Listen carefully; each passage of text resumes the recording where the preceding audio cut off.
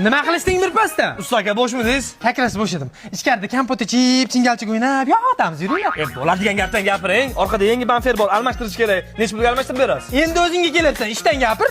500 mingga almashtirib beraman. 500 ming? Kulchim bo'lsa o'zim almashtirib olaman, ancha qimmat. Almashtirasanmi? Iminna sendaqalarga. Mana kulch. 3 ta mashinam turibdi orqada. Almashtir 200 mingdan 600 ming beraman. Jonimga tegib ketishding. Shu nervniki bu? Xitoy mashinasi chanjanjan shumi? Aka, ezmalanmasdan bamperni almashtiring. Akajon, mashinamni juda yaxshi ko'raman. Mehr bilan qilib bering. Mehr bilan? Hayotim, ishonchim, yupanchim, suyanchim, quvonchim. Voy do'stim, holing nima? Parishon. Alo.